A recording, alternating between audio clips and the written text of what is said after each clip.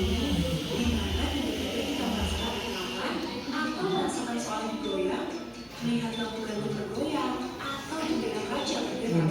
Sungguh bikin panik ya. Namun kalian tahu nggak kalau Indonesia merupakan salah satu negara dengan aktivitas kegempaan paling aktif di dunia. Ini dikarenakan posisi geografis Indonesia yang terletak di tengah-tengah daerah cincin api Pasifik. Dan gempa bumi satu kali juga berada di pertemuan beberapa lempeng tektonik dan juga terdapat banyak gunung berapi aktif. Sebenarnya gempa bumi adalah peristiwa pelepasan energi di dalam bumi secara tiba-tiba yang ditandai dengan patahnya lapisan batuan pada kerak bumi.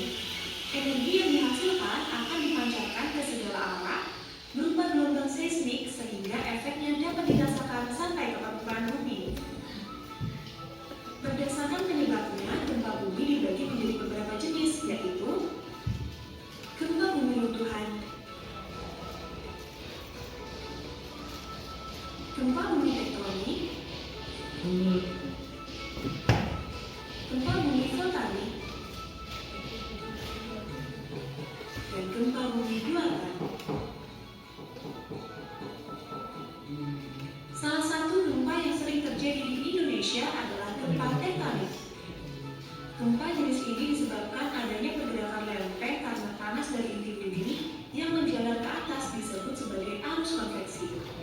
Aliran panas dari inti bumi menyebabkan kerak bumi mengalami pergerakan sehingga di beberapa bagian mengalami pecah atau patah. Adapun karakteristik gempa bumi tektonik adalah berlangsung dalam waktu yang sangat singkat dan cepat. Lokasi kejadian tertentu di sekitar batas lempeng dan sesar aktif.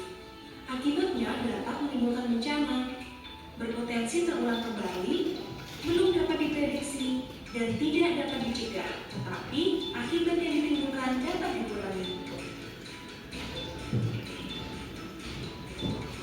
Dampak langsung dari gempa bumi adalah getaran atau goncangan yang kita rasakan, kerusakan bangunan, likuifaksi, tanah terbelah, dan tsunami.